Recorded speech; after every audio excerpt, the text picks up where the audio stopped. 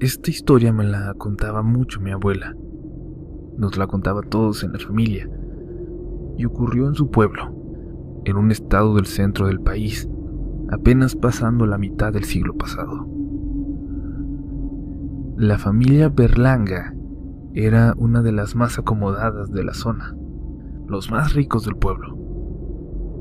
La gente decía que tenían muchos negocios en las grandes ciudades del país, pero por alguna razón decidían seguir viviendo en el pueblo, donde tenían una hacienda enorme, de verdad enorme. Desde la entrada, tenías que recorrer varios kilómetros más para llegar a la casona, y desde ahí gobernaban con el poder de su dinero, aunque nunca se hubieran acercado a la política. En el pueblo siempre hubo, ¿cómo decirlo?, extrañas desapariciones. Primero, de vez en cuando, algún hombre. Siempre se rumoraba que se habían ido para el norte a trabajar. Pero luego empezó a desaparecer algún muchacho, siempre yéndose sin avisar. Al tiempo, comenzaron a desaparecer también muchachitas, luego niños, luego algunas familias enteras. La gente empezaba a preocuparse, a vivir con miedo. Las historias de brujas y espantos que llegaban en la noche para llevarse a los habitantes de la zona se empezaban a contar con disimulo, con mucho miedo, en las charlas de las viejitas. Pero nada de eso estaba cerca de la verdad. En una ocasión, un campesino salía con una carga de chiles para una gran ciudad, dicen que Guadalajara. A unos kilómetros de la hacienda de los Berlanga, una chiquilla de 12 años se atravesó corriendo en el camino pidiendo ayuda. Él, asustado e impactado, la dejó subir, y uno de sus ayudantes que viajaban en la parte de atrás se acercó a ayudarla. Iba llena de heridas, de mordidas profundas, con marcas que parecían ser de dientes humanos. Algunas pequeñas y otras grandes. Cuando la limpiaban, tocaron su hombro y la niña chilló de dolor.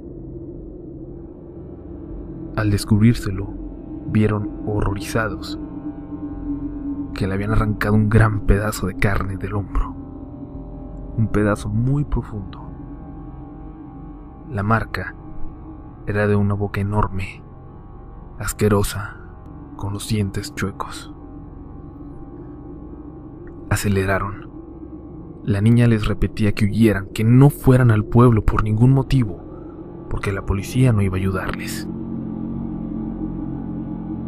En la ciudad hablaron con la policía local, y un investigador fue hasta el hospital donde estaba la niña, y luego de interrogarla, de hablar con el campesino y con el peón, salió rápidamente.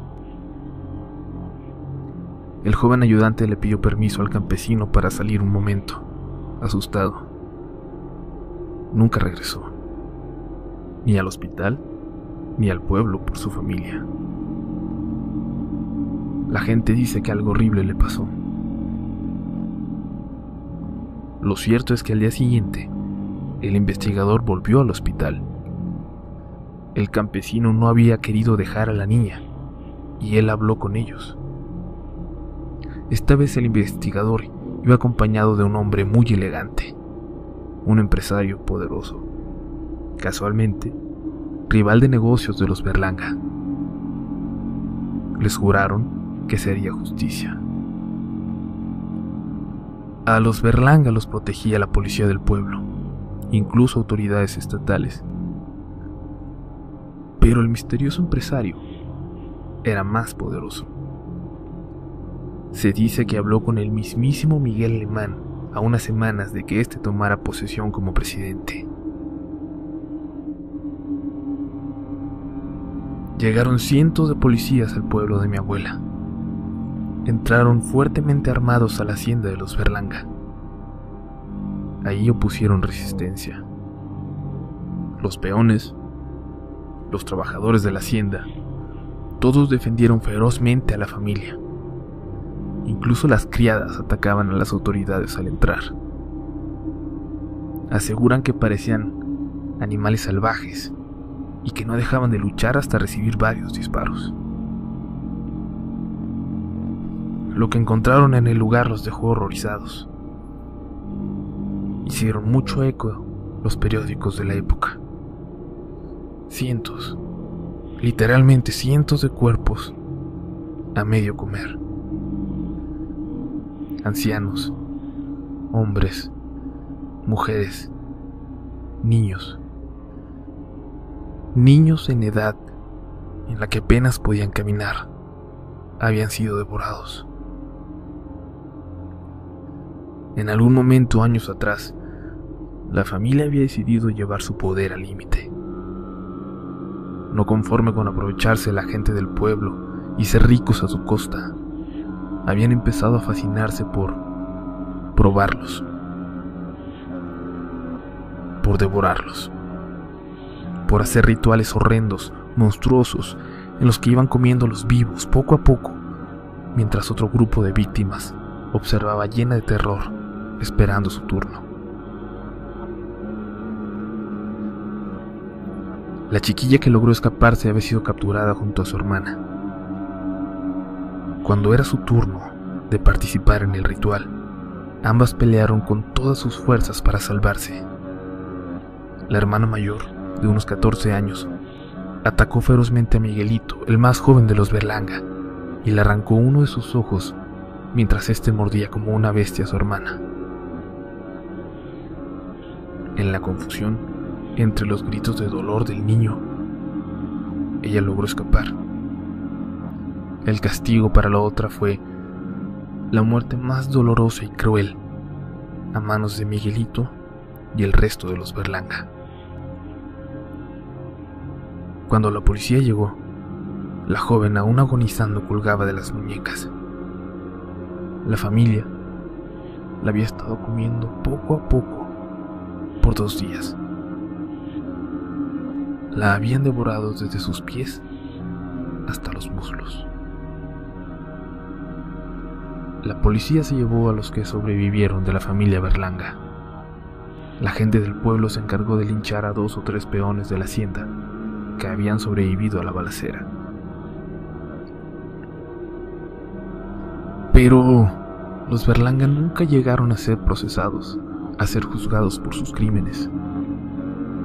Solo don Abel, el patriarca de la familia, un anciano de casi 70 años. Pero de los demás ya no se volvió a saber nada.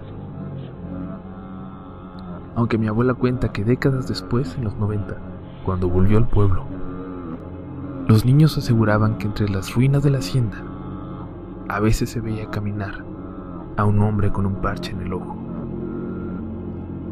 Cuentos seguramente alimentados por esta historia que no ha dejado de contarse en la comunidad. A mí me da curiosidad pensar cuánto les costó a los Berlanga su libertad, en qué ciudad o en qué pueblo se fueron a esconder, y si continuaron con sus macabros ritos. Aún hoy pienso en ellos cada que veo en los periódicos noticias sobre gente que ha desaparecido.